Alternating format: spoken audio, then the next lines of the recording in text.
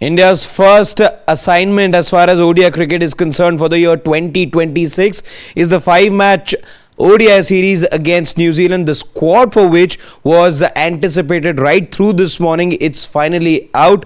Nikhil and Siddharth joining me as we break down that squad for you. But the first couple of big takeaways as far as that announcement is concerned, you'll see that team sheet on your screen in just a short while from now. Shubman Gill, who missed out on cricketing action towards the fag end of the year, returns as captain of the ODI side. His deputy, though, is another returnee to the Indian setup in Shreyas Iyer. However, as you can see, there's an asterisk which we had earlier reported about as well, that high chances you'll see an asterisk in front of Shreyas Iyer's name. The good news is that you see his name on the team sheet. His name was missing from India's last ODI series against South Africa, but Shreyas Iyer makes a return, however, with an asterisk, about which we will talk about in just a bit. A couple of omissions as well. Tilak Verma goes out, Dhruv Jurel goes out, and in come Shreyas Iyer, in comes, in fact, Hardik Pandya, also another name that we were looking at, doesn't get a place in this particular squad because the BCCI has now given us clarity that he's still not fit to bowl 10 overs and his workload is being managed. Let me throw open the floor now to Siddharth and Nikhil, who are joining us right now. Gents, the first big takeaways for you. Let's start with Nikhil. Siddharth, I'll come to you next. Firstly, I want to know, the meeting was to start at 10:30, wasn't it? And it's taken almost 4:40, I think the team came out. So we were last selection. I think our discussion was, will it be the shortest meeting ever? And it wasn't. And it gave us a couple of massive surprises for the World Cup squad.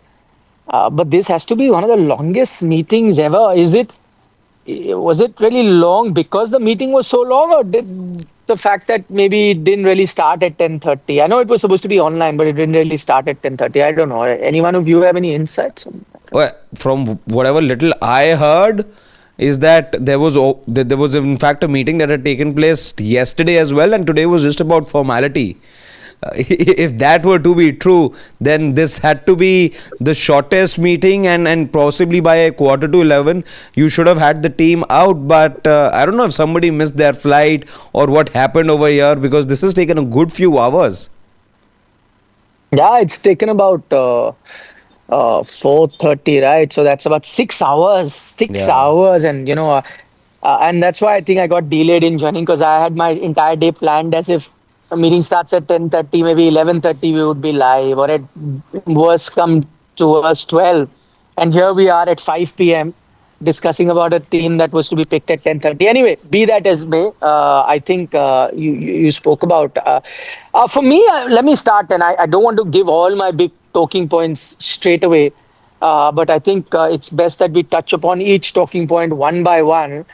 The first thing that really strikes me is there is Rishabh Pant in the squad. And why I'm talking about that is because, I don't know, you guys had been reporting that, there are doubts about Rishabh Pant. I wonder whether that was, I don't know, a bit of misreporting, or was it really the thought process of the selectors? I don't know.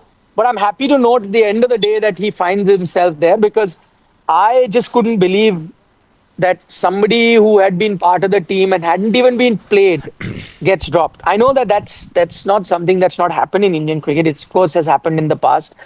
Players that don't get a chance to play just get dropped from there only. So not surprised with that particular thing. I mean, those things have happened. But I would have been very shocked if a Rishabh Pant didn't make this particular team. I know that, Ishan Kishan had gotten some runs in the Vijay Hazare, and he makes his case to come back into the T20 setup as well. But I think the circumstances there were very different. One, I don't think you were very happy with Jitesh in the last few games that he had played. Plus, you had kind of removed Shubman, so you knew Sanju is going to go on top of the order. Once he was going to go on to the top of the order, you needed a background was how that news really came out. Whether there was really genuine thought of looking beyond Rishabh Pant, or was it, just a bit of kite flying? I don't know. I, for one, did never believe that there was any merit in that. I would have been surprised if Rishabh Pant was elevated to being India's number one. That would have taken me by shock. But the fact that he remains India's number two wicketkeeper batter, that's fine to me, and that's exactly what I had in mind. I think as far as Ishan Kishan is concerned, he's gotten his reward for strong domestic performances in the right format. As far as the 50 over format is concerned, Rishabh Pant's done no wrong to not be there in the reckoning. You're looking for instances to No, have but him. I want to know where did that. I mean, there is merit. We've discussed that Rishabh should stay, but I want to know where was the genesis of that thing that came out. Was it really the case? I mean, were the selectors really thinking of looking beyond Rishabh Pant? I don't know. Or Not to what my was knowledge. it? How about you, Siddharth? I mean, look, Rishabh Pant at this point in time, he was out of the setup when you have to look at it, okay? 1.5 years, if you look at even 2.5 years for that matter, when you look at it, Pant has played just about a couple of ODIs.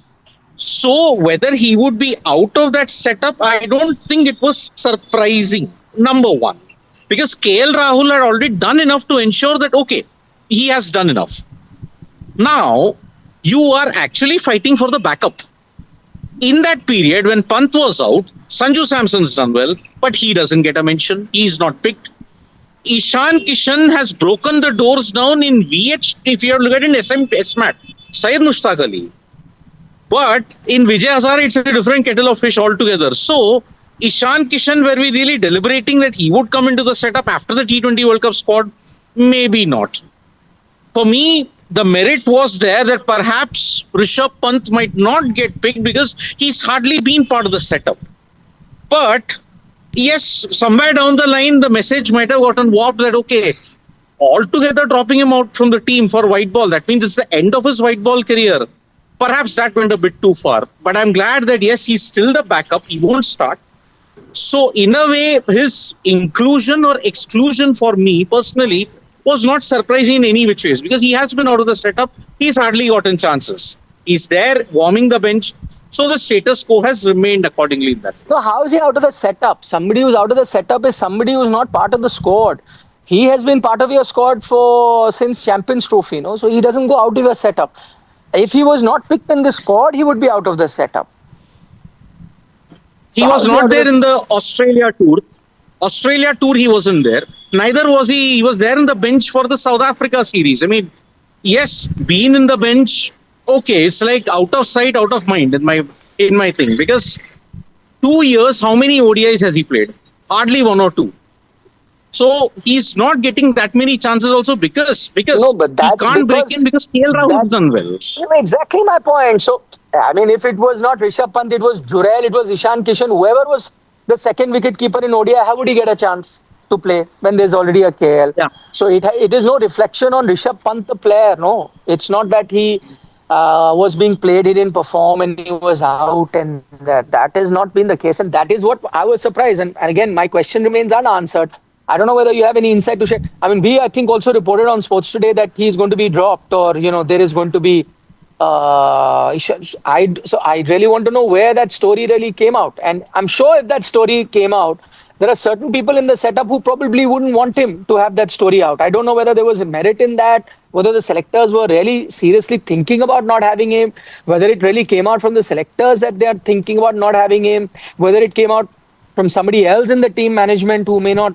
I don't know. Again, that's what I'm looking for the answers that here is a Rishabh Pant who was part of the ODI squad, doesn't play because the incumbent is playing well. So obviously whoever is going to keep sitting out, right? And so then how would he get dropped? So why is it that we were convinced and certain section of the media was convinced that he's going to be dropped, and which has not happened now, as you can clearly see. Yeah, it's not happened. And I'm glad for that. Again, see, it's that saga of leaks. Who is leaking the news? Which section is wanting to peddle those news? That is the one thing which has come up in this GG era also. I mean, looking at it, we all got to know the leaks in Sydney. Now, why are certain sections peddling certain kind of information out there? I mean, today, more than the team build-up, what was the most dominant information that we are getting? Shubman Gill laid low because of food poisoning. Now, food poisoning in Jaipur, and he's not playing Vijay Hazare. That was the dominant information we were getting today. Now, is it true? Is it not true? And remember, this is Shubman Gill getting selected in the squad after the T20 World Cup snub. So, how is this information just going through and getting amplified by social media is something that the BCCI is just not giving at this point in time. I mean, whenever we have to rely upon leaks, sources, BCCI sources, then your communication is just not there. That is why all these kind of reports and everything gets flouted. That is the only plausible explanation I can think of. No, because I mean, I am convinced. See, I don't have any, exact information. If I did, I would definitely share it with our viewers here. But I'm convinced that there is a section there that is anti Rishabh Pant. Well, I don't know who those people are. I don't know whether it's the people that are taking the decision in the selection panel. Maybe not.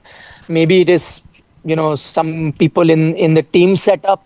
I don't know whether it's the coaching staff, whether it's a certain senior player. I don't know. Whatever it is, maybe in time we get to the bottom of this. But there's clearly a concentrated effort that is being directed towards Rishabh Pant getting out of the team. Because again, I go back to the point where that news came, and I was flabbergasted that where is suddenly this news emerged from that Rishabh Pant is not going to be part of the ODI squad. I just couldn't put one and one together. And then it started coming from multiple sources. And then I don't know whoever was leaking it, but I mean, if I was Rishabh Pant, I would be worried and I'd be watching my back, because I know there is someone out there who's peddling this kind of information and setting a narrative through media channels to have me out. I'm glad to note, by the way, and I don't think it can be from the selection panel, because if it was from the selection panel, then he would have been dropped. Pretty obvious, right? Yeah. So I'm glad to note that people who are taking the decision as to be selecting the team are not falling prey to such narratives and this kind of thing. So they're taking decisions on cricketing basis. Yes, if Rishabh doesn't perform going forward, he gets dropped. That's another thing. Yeah. But if he's a backup, he doesn't get picked and doesn't get to play, and then he gets dropped. And there are noises about, I don't know, Jurel, and because I like Jurel as a batter, I like Ishan Kishan as a batter. But again, there is a time and situation when you really need to find a replacement for the existing two players that you have. Then you look for other options. Like in Gill's case, when you tried that experiment, you didn't, and then you look forward to the option. Anyway, that's the Rishabh Pant bit. I think that is the first thing that I looked at, because I was beginning to really scratch my head last 1 week, like who is saying Rishabh Pant won't be there, Rishabh Pant won't be there. I was like, where and what are these kind of sources that are talking, whether it's true or not. So at least that is out of our way.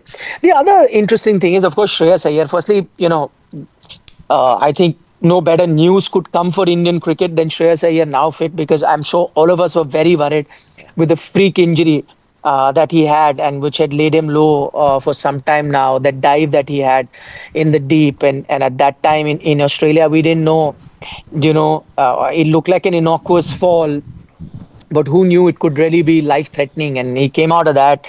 And now the fact that he started practicing, he's passed one test, I believe, one game he's played where they're going to be judging him. One game he's finished, he's going to play another Vijay Hazare game. That's why I think they've written subject to fitness for Shreyas Iyer, that one practice game he's played, they're happy with it, 50 over game, and their match fitness he's proved.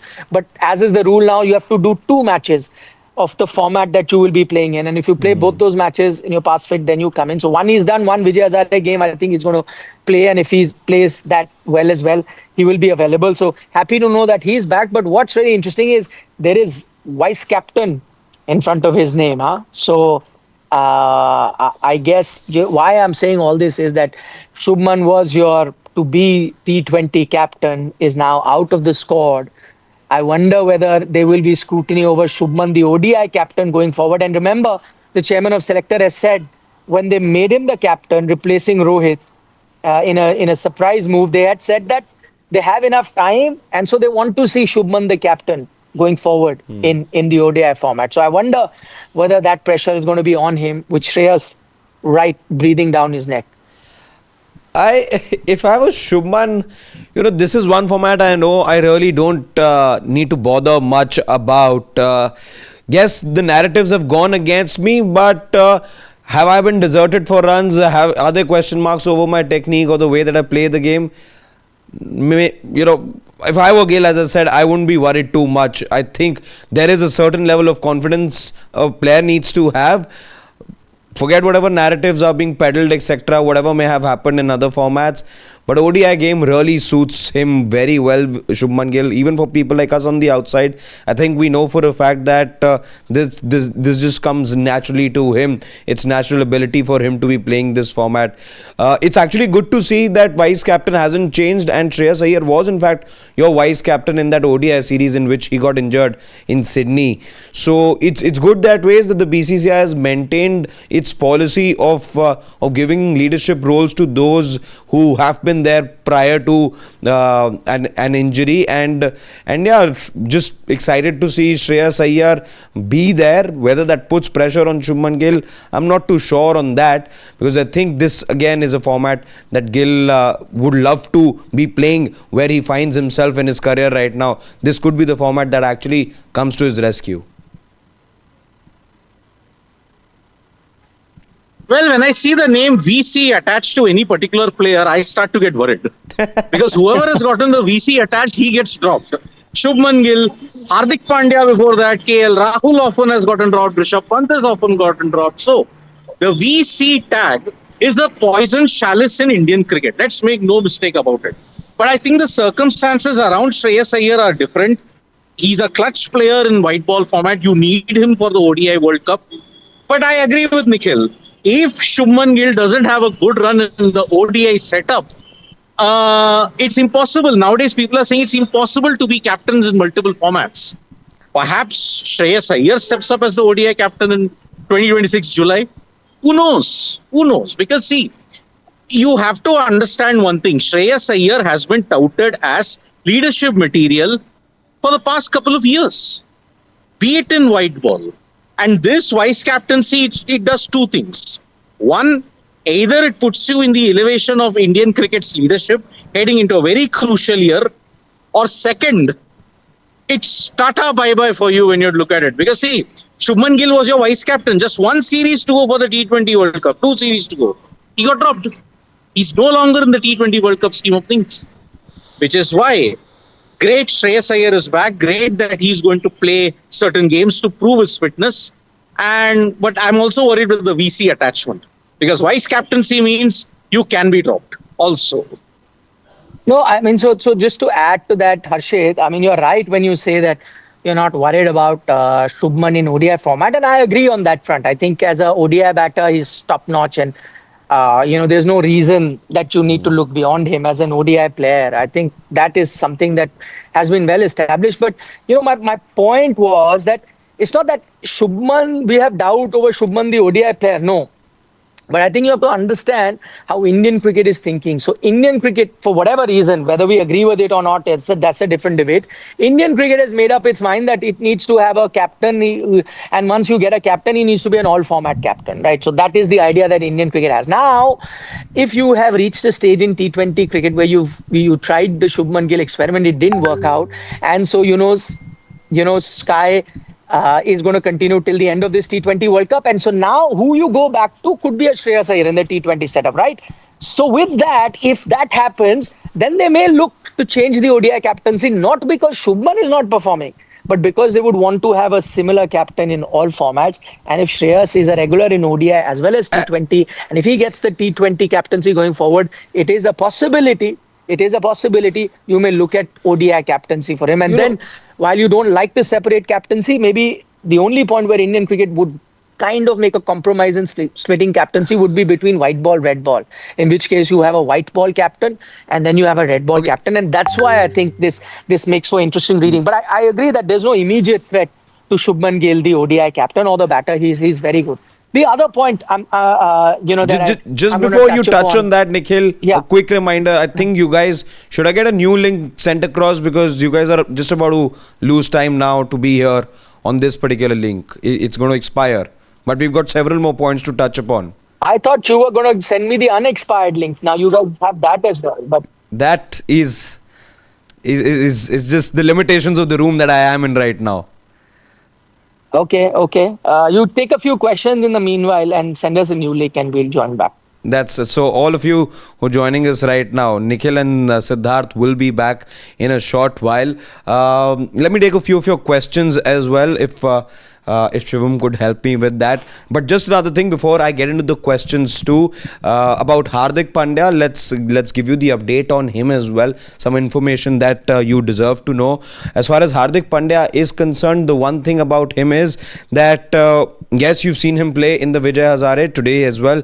Scintillating century you saw from him in some fashion. In fact, he got to his century, scoring 34 runs in an over. He finishes with about 133, and you thought that he's done well enough to be able to merit a place in this ODI side. Skill wise, no doubt, but perhaps workload, there is a bit of a worry about Hardik Pandya, because that's what the BCCI press release says. The BCCI press release says that he's still not in a position to be bowling 10 overs in a game, and they would want to see more of Hardik Pandya. Not to forget that there is the T20 World Cup as well, so his workload is being managed. Hardik Pandya, remember, is also coming back to competitive cricket after that injury that he suffered in the semi-final of the Asia Cup. He's been out of action since then, so you want a proper plan for him as well. It's good to see him take part in domestic cricket. As I said, 34 runs. And that included 5 sixes in an over from him. So he's showing the good signs, but his workload just being managed at the moment. No real surprises if I was to just take you through the rest of the members of this 15 as well. No real surprises per se. A Tilak Verma has gone out. A Dhruv Jurel has gone out. A Mohammed Siraj is back in the squad. He wasn't there in the previous series, but the series before that, you did have a Mohammed Siraj. I'm talking about the series, the ODI series in Australia. So it's good to see Mohammed Siraj back. Jasprit Bumrah, you know, it's a T20 World Cup here, and so Jasprit Bumrah doesn't get a place in this particular squad, but that just has been the norm with Jasprit Bumrah. You give him the exposure only to that particular format for which there is a big prize in a particular cricketing cycle. But let me get in the comments now, and remember, Nikhil and Siddharth are both joining us in just a short while. I'll take some of the questions until then. Steve Ticklow says, welcome back, Nikhil sir. Gill missed the Ranji game due to flu when he was in Dubai. Today missed VST due to a flight delay. Why not reach early to play the game? Steve, can I just tell you one thing? As far as Shubman Gill is concerned, today he did not miss out on the game because of a flight delay or anything like that, but it's because he complained of food poisoning, and once he raised that issue with the team management, the Punjab team, they thought that it's the best for both him and the team that he takes some good rest, given that there is international cricket coming up for Shubman Gill. So that's the reason why he didn't play that match against Sikkim. By the way, interesting match that. 75 all-out Sikkim after batting first. Arshdeep Singh wreaking absolute havoc over there. 5 for him over there. And in turn, you saw Punjab go down, go chase that down in just 6.2 overs. Simran, I think, was the one who scored a half century, just making easy work of that very small chase over there. Greg Chappal and not Greg Chappell says that no Rutu after 100. And SHAMI, on what basis Nitish Kumar Reddy plays? As far as Nitish Kumar Reddy is concerned, I think just because of that all-round ability, I think you're also looking at him as somebody who can contribute in other formats. I agree with you. Perhaps you've not seen enough of a Nitish Kumar Reddy, but and he's nowhere close to the balance that a Hardik Pandya can offer, so it's questionable. I agree with you as far as NKR's place in the side is concerned. Ruturaj, you sort of knew once Shreyas was fit in that number 4 role. Kudos to Ruturaj for scoring that 100 and making a statement. That's what every talented young batter will do, and that's exactly what Gaikwad did over there as well. As far as SHAMI is concerned, yes, I heard that possibly there was a case being made for him as well. You were looking at a pool of about 25 odd players, and SHAMI was perhaps one of them. I was looking at his performances in Ranji as well. Yes, he's done enough, but perhaps the sense that I'm getting right now is that with Mohammad Shami, you have a feeling that you may have gone past him. The requirement is that the fitness has to be there, the performances has to be there. Yes, he's fulfilling those criterias here and there, but perhaps the team management feels that it's the right thing for them to be looking past a Mohammed Shami, and that's what I think explains to me the presence of a Siraj, the presence of a Prasidh, as you saw in the previous series. Prasidh's there in this series as well, and of course you have Arshdeep, Harshat Rana as well. So that just tells me that you may just be looking at life without Mohammed Shami. Priyanshu saying that it wasn't food poisoning, it was flight delay. No, Priyanshu, it was indeed food poisoning from what I know.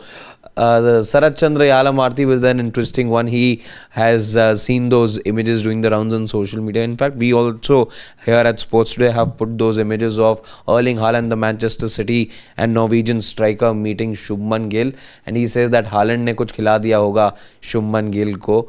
Freaking Awesome says, oh, this meeting will be disconnected. Yes, indeed, it got disconnected. Freaking Awesome, but this meeting will also be back, so don't have to worry about that bit. Let me see what other comments can be taken right now. Shankar says that Jaiswal deserves a place. I agree, Jaiswal does deserve a place. Jaiswal in fact was there in the previous series, did well to score that 100 as well. It was a very good 100. In fact, he won the man of the match award, if I'm not wrong, in that 272 odd chase that India had, and a record partnership that you saw right up top, that from the Indian openers. Why hasn't Ravindra Jadeja played VST? I think just because you will be seeing him play anyway right now, and he has been playing international cricket for you. Just workload management for him, I believe. Ajib Agarkar says that this VC thing has been started by Gautam Gambhir. No, you did name VCs earlier as well. I don't quite think this is just a case of Gautam Gambhir introducing the whole vice captaincy bit. So yeah, in fact, I would just want to remind you that in the previous series you didn't see a vice captain be named. In the Australia series there was a Shreyas Iyer who was named the vice captain, but not in the previous series. There was nobody named the vice captain in that one. Shankar with another one says that why Harshat Rana was selected, no workload management for him. Shankar, I think the thing with Harshat is you're looking at him not just in T20 cricket but in ODI and Test cricket too, as somebody who can offer you some sort of batting. But can I also tell you something? Let's be fair in our criticism and analysis of Harshat Rana. He had a couple of good performances with the new ball, particularly. He showed his ability to get the ball to do something off the deck with that new ball, in fact. And yeah, if there has been a player who is showing good signs and is showing signs of improvement, then we must take that into assessment as well when we look at as a player. You and I may have different reasons for liking or not liking a player, but when there is a proof out there, we must appreciate that proof as well, and that proof has been there. He has made the new ball talk a bit. Can we just do some more questions, Shivam? Rahul Nog Dravid says that Dubey is a better bowler and he was in the 11 in the Sri Lanka ODIs. Why suddenly Reddy ahead of Dubey in ODIs? Dubey is better suited to ODI cricket. Where is the consistency in selection? Very valid. You haven't heard anything on Shivam Dubey in the press release that we've gotten, but I think the idea is that you're looking at Shivam Dubey more of a player who can contribute in the game's shortest format, perhaps not so much in the ODI scheme of things. That is what I assess of the Shivam Dubey situation. Freaking Awesome says, I don't want to see Rishabh Pant in the white ball setup. There were times that people backed him by saying he's an X-Factor player and all, but nowadays there are so many X-Factor players with better consistency than Rishabh Pant. I think I agree with you over there. There is lost ground for Rishabh Pant to make, but let's be fair as well. While our discontentment with the with Rishabh Pant arises mostly for his non-deliverance in the shortest format.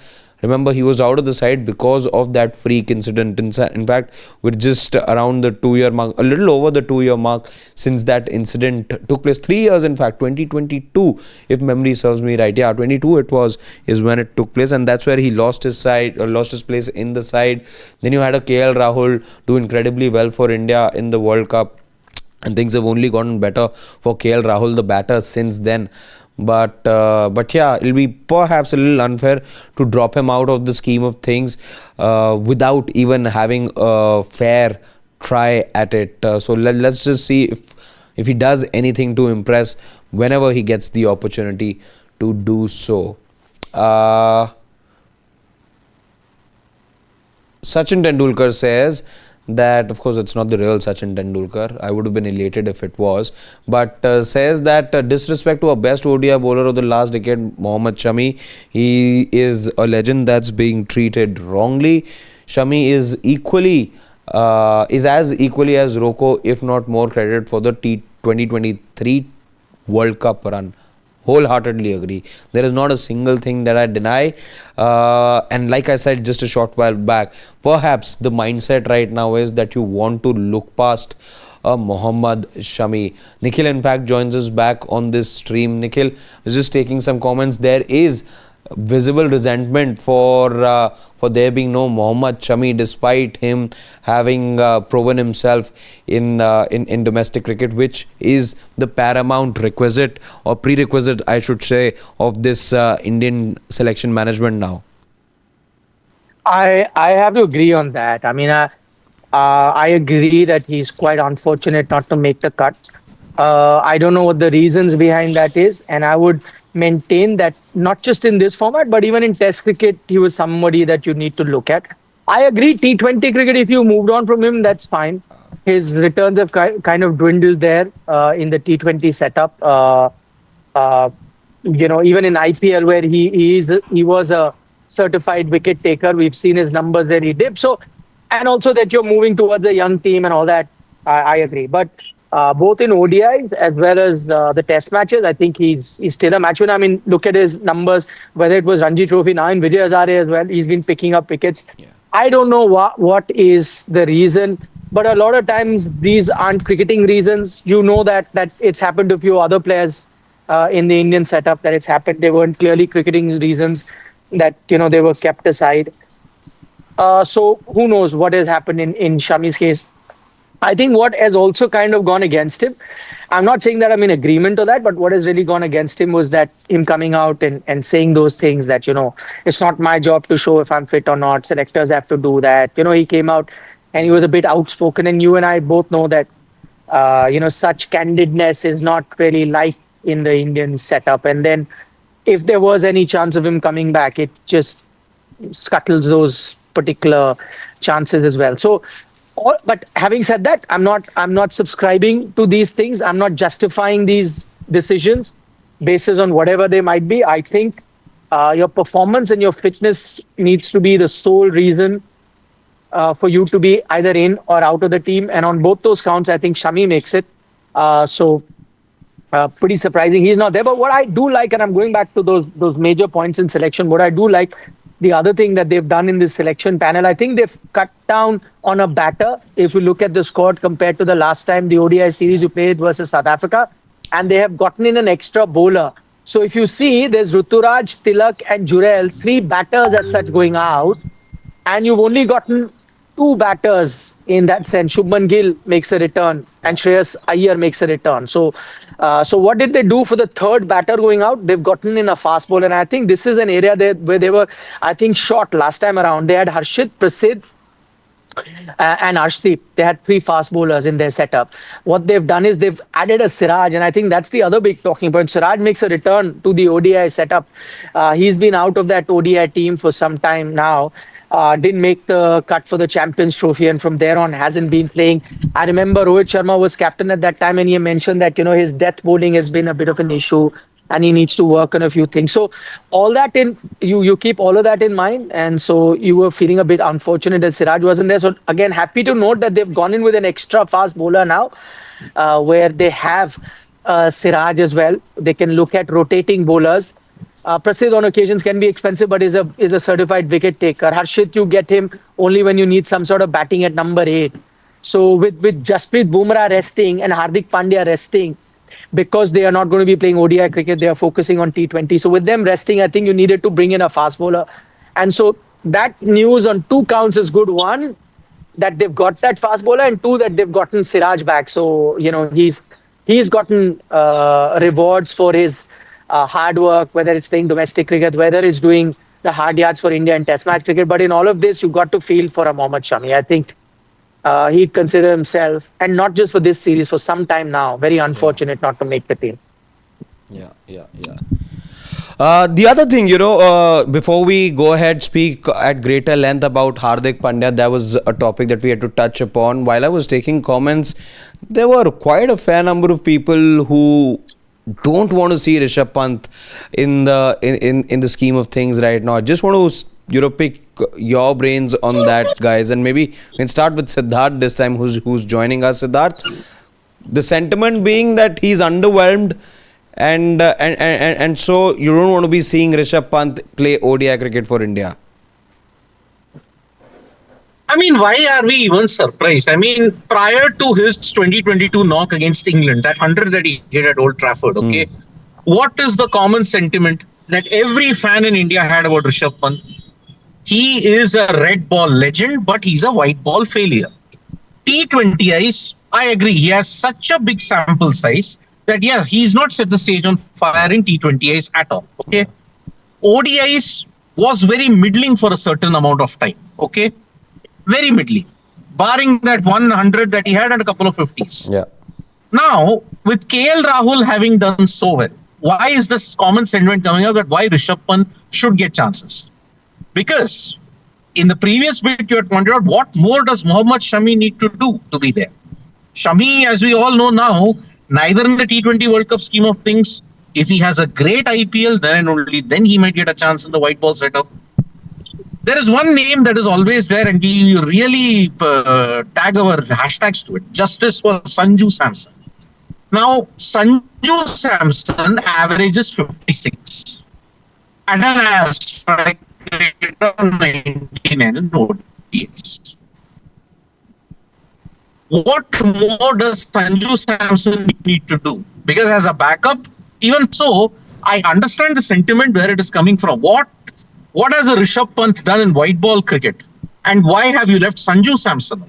That is primarily the reason why many fans are feeling exasperated. Oh, why on earth should Rishabh Pant play white ball cricket? Simple aspect. No, but I think you're mixing formats there.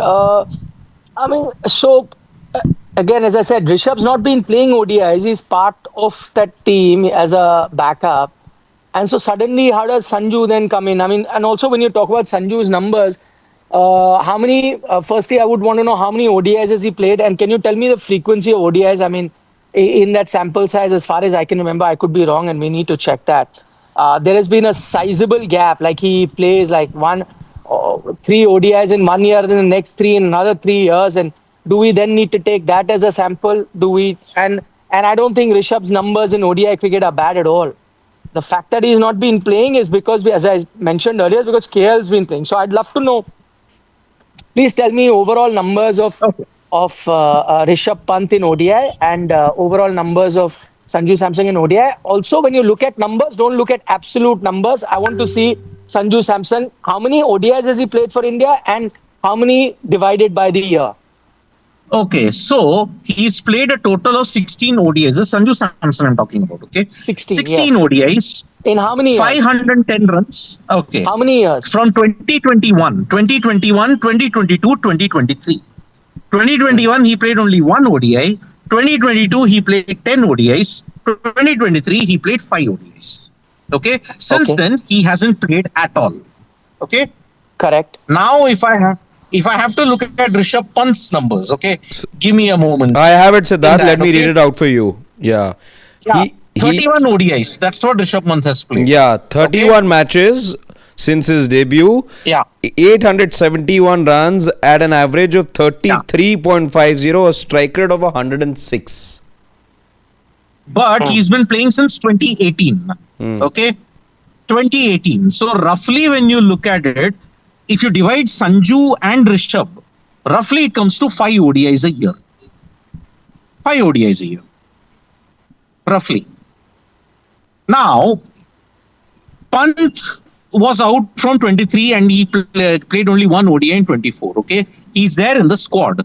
But Sanju is not altogether in the squad also. Even in the one format where he's quite good in, but where he was again, one day he'll be a finisher, one day he'll be a middle order bat, one day he'll be a top order bat.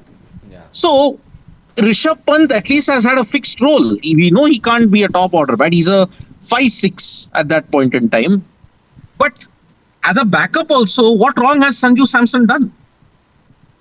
His numbers are much better than a Pant. And both have played roughly the same number of ODIs per year. That's the thing. What average did you say, Siddharth, for Sanju Samson? 55 plus. And 99 strike rate. That's a big gap. No, but that's what I'm saying. No. But I think you also need to take a look at how and when and what series has each player played. I think it needs to be a deeper look. By the way, having said that, I think we are, just nitpicking in that sense. I'm not talking about these two players as such. My larger thing is that you are looking, we're having an argument over a backup wicketkeeper. Do you understand? I'm trying to look at the larger picture as to what is it that the team needs, right? We're having an argument about a backup wicketkeeper, both of whom are not playing ODI cricket at all, whether they're part of the squad or not. So what are we arguing about? One person he played the last ODI 3 years ago, but he has a great average. He should be coming back. Or this person has played 5 ODIs in 5 years, has also been sitting on the bench. I don't see a merit, like in Shami's case, I understand that argument, right? There is a hole there in the Indian team right now in terms of fast bowling. There's a big hole, and you see that maybe Prasidh isn't the guy that you're 100% satisfied with. Maybe, a Siraj is also making a comeback, wasn't in great form. Harshit Rana, you're not 100% convinced he's still work in progress. Yes, he had some decent performances. So should Shami come back?